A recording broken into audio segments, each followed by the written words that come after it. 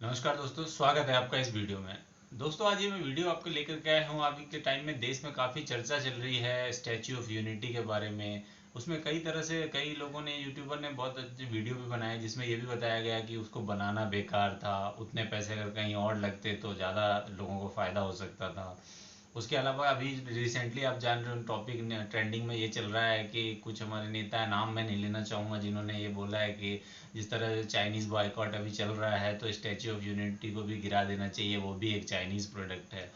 तो दोस्तों, इन सब चीज़ों को देखते हुए मैंने सोचा कि एक वीडियो क्यों ना ऐसा आप लोगों के सामने लाया जाए जिसमें कि स्टैच्यू ऑफ यूनिटी को बनाने की सारी चीज़ें को कंपैरिजन, उसमें मैंने स्टैच्यू ऑफ लिबर्टी को भी रखा है और पेरिस के आईफिल टावर को भी रखा है। और इस वीडियो में हम पूरी डिटेल में बात करेंगे इन तीनों के सारे पहलुओं पर, और क्या ये भी बात करेंगे तो क्या कि किसी कंट्री ने अगर किसी चीज़ को बनाया है तो क्या वो प्रोडक्ट उस कंट्री का हो जाता है। तो इस वीडियो में पूरा बने रहें इन सारी डिटेल में। आगे चलिए वीडियो को स्टार्ट करते हैं। दोस्तों, अगर बात करें हम स्टैच्यू ऑफ यूनिटी की, तो इसको बनाने में जो है, पहले टोटल जो इसकी हाइट की बात करते हैं। इसकी जो हाइट है वो 182 मीटर्स की हाइट है, जो कि अभी जो है वर्ल्ड की टॉलेस्ट स्टैच्यू है। अब इसको बनाने में जो टोटल अभी तक जो कॉस्टिंग लगी है, वो टोटल जो बजट था वो 2900 करोड़ का था के आसपास का, टोटल सारे बजट में। और सिर्फ स्टैचू का जो बजट है वो 2400 करोड़ रुपए का खर्च हुआ है उसमें।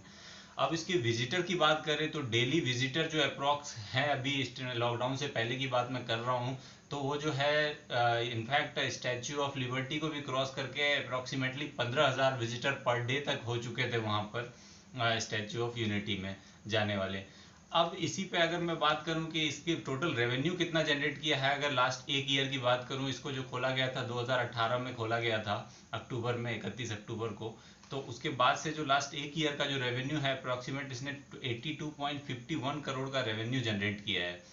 अब अगर इसी का कंपैरिजन मैं स्टैच्यू ऑफ लिबर्टी से करता हूँ, अगर आप स्टैच्यू ऑफ लिबर्टी की बात करेंगे तो स्टैच्यू ऑफ लिबर्टी को जो बनाया गया था वो बनाया गया था 1886 में, जो कि काफ़ी पुरानी बात हो जाती है। उसके बाद अगर उसकी बात करूं मैं, उसको कब कब 1938, 1984, 1986, 2011 एंड 2012 में उसको जो रिपेयर भी कराया गया है, उसका रेगुलर मेंटेनेंस का काम कराया गया है। अब उसकी बात करें कि वहाँ पे कितने आते हैं, तो उसमें जो अप्रोक्सीमेट एवरेज जो विजिटर हैं जो स्टैच्यू ऑफ लिबर्टी देखने आते हैं, वो टोटल आते हैं अप्रोक्सीमेट 4 मिलियन जो है पर ईयर तक। और उसी पे अगर स्टैच्यू ऑफ यूनिटी की मैं बात करता हूँ तो पर ईयर जो अभी तक का जो कैलकुलेशन के हिसाब से जो आए हैं विजिटर, वो अभी ही अराउंड 4 मिलियन हो चुके हैं, मतलब 30,90,000 के अराउंड दर्शक वहाँ पे जा चुके हैं देखने के लिए उसको। तो दोस्तों, अगर मैं बात करूँ अब इसमें से आप लोग कई दर्शक ये भी कमेंट कर सकते हैं या कहेंगे कि चूंकि ये नया बना है तो यहाँ पर इतने लोग अभी चले गए हैं देखने, फ्यूचर में नहीं आएंगे। मैं आपकी बात से, इस बात से एग्री करता हूँ, पर अगर आप इसी की कंपैरिजन अगर देखेंगे कि स्टैच्यू ऑफ लिबर्टी कितना पुराना है और उसको बने हुए इतने साल हो गए, और अगर आप एवरेज टूरिस्ट की भी बात करेंगे, अगर आप पर ईयर जो ट्रेवल करते हैं, अगर इंडिया की बात करूं तो एवरेज विदेश से जो आए हुए टूरिस्ट आते हैं पर ईयर इंडिया में, वो आते हैं अप्रोक्सीमेट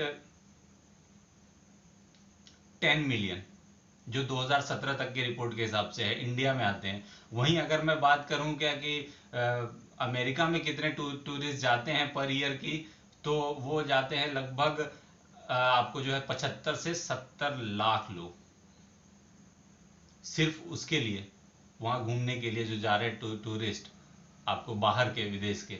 तो आप समझ सकते हैं कि इस कंपैरिजन को भी अगर आप करेंगे तो वहाँ पे टूरिस्ट ज़्यादा जाते हैं इंडिया से। और अगर आप वहीं पे आईफिल टावर की बात करेंगे तो आईफिल टावर का जो सबसे ज़्यादा विजिटर आईफिल टावर पे हैं पूरे वर्ल्ड में, जितने भी मॉन्यूमेंट्स अभी तक बने हैं, उसकी अगर बात करूं तो वहाँ पे पर ईयर जो सिर्फ आईफिल टावर को देखने के लिए जाते हैं वो 6.9 मिलियन पीपल लगभग एवरी ईयर जाते हैं सिर्फ आईफिल टावर को देखने के लिए। और इसकी अगर रेवेन्यू की बात करूं तो रेवेन्यू जो जनरेट करता है वो 68 मिलियन यूरोस का करता है आईफिल टावर। अब दोस्तों, इस चीज की तो बात मैंने कर ली कि रेवेन्यू की बात करो। अब स्टैच्यू ऑफ लिबर्टी की रेवेन्यू आपको बताना भूल गया। अगर स्टैच्यू ऑफ लिबर्टी की रेवेन्यू को हम कैलकुलेट करते हैं तो वैसे तो वहाँ पे घूमने के लिए बहुत सारी चीजें हैं, फेरी चलती है तो टिकट कॉस्ट ज्यादा आता है। अगर मैं सिर्फ एंट्री की बात करूँ तो अप्रॉक्स एक एडल्ट की जो एंट्री कॉस्ट है अराउंड $20 है, 19.52 समथिंग है। तो मैंने एवरेज में उसको लिया है $20 का, जो कि इंडियन करेंसी में अगर उसको करूँ तो मैं वो हो जाता है आपका 1400 रुपये के अराउंड मैंने 70 से मल्टीप्लाई किया है उसको अप्रॉक्स लेने के लिए। और अगर आप उसको अगर हम 40 लाख 4 मिलियन से अगर कर देते हैं मल्टीप्लाई, तो लगभग 5 अरब 60 लाख रुपए होते हैं इंडियन करेंसी में, जो कि ऑब्वियसली स्टैच्यू ऑफ यूनिटी से ज़्यादा है। पर अगर आप इस चीज़ को कंपैरिजन करें कि अमेरिका के हिसाब से कितने ज़्यादा टूरिस्ट पर ईयर वहाँ जाते हैं, कितने रुपए का जो कितने पुराना वो हो चुका है, उस हिसाब से अगर आप कंपैरिजन करेंगे तो डेफिनेटली ये भी स्टैच्यू ऑफ यूनिटी भी आगे जा करके जो है इसकी बराबरी कर लेगा अगर आप पर ईयर कॉस्टिंग की बात करें। क्योंकि स्टैच्यू ऑफ यूनिटी की जो सबसे महंगी टिकट है वो सिर्फ 300 रुपये की है, और यहाँ हम 1400 रुपये से मल्टीप्लाई कर रहे हैं पर विजिटर को। तो ये बात आप समझ सकते हैं दोस्तों कि ये इस तरह से है। वहीं अगर इंडिया की बात करूँ तो मैं टोटल जो पर ईयर टूरिस्ट आते हैं बाहर से, वो ताजमहल देखने के लिए जाते हैं, वो 7 to 8 मिलियन है, जो कि टोटल ताजमहल देखने जाते हैं, और जिसमें से सिर्फ 0.8 मिलियन फॉरेनर है जो ताजमहल देखने जाते हैं। यानी आप इस बात को समझ सकते हैं कि 10 मिलियन विजिटर जो आते हैं बाहर से, उसमें से सिर्फ 0.8 मिलियन ही लोग ताजमहल देखने जाते हैं। तो आप इस चीज़ से भी कंपैरिजन कर सकते हैं कि ऐसा नहीं है कि जितने टूरिस्ट आएंगे वो सारे देखने जाएंगे ही जाएंगे, अगर हम इस चीज़ को कंपेयर करें। वहीं अगर हम आईफिल टावर की बात करें तो पर ईयर फ्रांस में सिर्फ जो टूरिस्ट विजिट करते हैं वो 90 मिलियन टूरिस्ट पर ईयर जाते हैं फ्रांस को देखने, फ्रांस में, लेकिन उसमें से सिर्फ 6.9 मिलियन ही आईफिल टावर देखने जाते हैं। उसी तरह अगर मैं बात करूँ दुबई की, तो बुर्ज खलीफा देखने सिर्फ 2 मिलियन पीपल पर ईयर जाते हैं, जबकि विजिटर बात करूँ उस कंट्री में तो बहुत ज़्यादा है। तो दोस्तों ये एक्चुअली मैं बात करूँ तो इसको अगर हम कंपेयर करें कि किसी भी देश की हम बात करते हैं, अगर टूरिस्ट के लिए कोई भी घूमने जाता है तो बात करता है वहाँ के सेंटर ऑफ अट्रैक्शन की। अगर अमेरिका की बात करूँ, रेवेन्यू अगर जनरेट नहीं करता है, अमेरिका में भी ऐसी बातें होने लगी कि स्टैच्यू ऑफ लिबर्टी को बनाना बेकार है क्योंकि उसमें से रेवेन्यू नहीं आता है। क्योंकि अगर मैं आपको एक डिटेल कंपेरिजन दूँ तो वहाँ पे रियल स्टेट के हिसाब से अगर बात करूँ तो मैं लिबर्टी आइलैंड में जो टोटल लैंड है वो है 14.7 एकड़ का लैंड है, और अगर उसकी टोटल कॉस्टिंग की बात करूँ तो वहाँ का जो रेट अप्रोक्सीमेट है वो 100 मिलियन पर एकड़ है उस आसपास के एरिया का। और इस हिसाब से अगर कैलकुलेट किया जाए तो 1.47 बिलियन डॉलर जो है सिर्फ लैंड का कॉस्ट है लिबर्टी आइलैंड जहाँ पे स्टेच्यू ऑफ लिबर्टी है। तो अमेरिका में भी अगर इस तरह से सोचा जाने लगे कि इससे इतना फायदा नहीं हो रहा है, हमने इस चीज को बना कर दिया है, तो आज शायद स्टैच्यू ऑफ लिबर्टी देखने को नहीं मिलता हमें। तो हम इसको एक तरह से इस तरह से ले सकते हैं कि ये एक टूरिस्ट अट्रैक्शन है। आपको एक तरह से वर्ल्ड का नंबर 1 हाईएस्ट स्टैच्यू है। अगर दूसरे देश में कहीं पे भी कोई टूरिस्ट बात करेगा इंडिया घूमने की तो एक सेंटर ऑफ अट्रैक्शन हो जाता है कि वहाँ पे ये भी है घूमने के लिए, तो डेफिनेटली टूरिस्ट फुटफॉल बढ़ेगा। और स्टैच्यू ऑफ यूनिटी के लिए लोग देखने आएंगे तो सिर्फ उसी को नहीं देखेंगे, इंडिया में और जगह भी घूमेंगे, जिसके कारण डेफिनेटली गवर्नमेंट का रेवेन्यू बढ़ेगा। तो सिर्फ हम कैलकुलेट इस चीज से नहीं कर सकते हैं कि स्टैच्यू ऑफ यूनिटी में फायदा जो है, जो वहां पे लोग जा रहे हैं वो जितना रेवेन्यू जनरेट कर रहा है उतना ही रेवेन्यू हमारा जनरेट हुआ है, क्योंकि वो लोग जो वहां जाएंगे वो बाकी जगहों पे भी जाएंगे घूमने के लिए। अब दोस्तों इन तीनों का तो कंपैरिजन हमने कर लिया, अब हम बात कर लेते हैं, इस पे आते हैं कि चाइनीज गुड्स की। अब लोग वो जो बाकी लोग राजनीति की ये टॉपिक उठाते रहते हैं कि ये चाइनीज है, बनाया गया है, ये चीज हुआ है।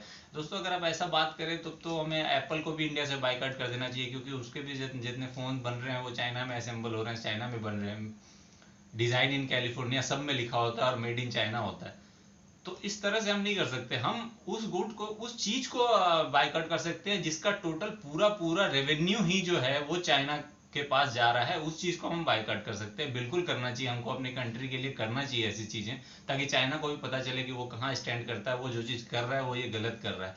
लेकिन हम इस तरह से नहीं कर सकते कि चाइनीज ने किसी को बनाया जिसके लिए हमने उन्हें पे किया बनाने के लिए और उसका रेवेन्यू हमारे गवर्नमेंट को मिल रहा है, हम उसको भी चाइनीज कहते हैं, तो ये चीज गलत है दोस्तों। तो दोस्तों बस आज की वीडियो में बस इतना ही। आपको कैसा लगा वीडियो जरूर बताइएगा, अपने राय इस वीडियो के बारे में कमेंट में दें, और इसी तरह के वीडियो रेगुलर देखने के लिए हमारे चैनल को सब्सक्राइब कर लें, लाइक करें चैनल को, और बने रहें इसी चैनल पे। मिलते हैं अगले वीडियो में। जय हिंद।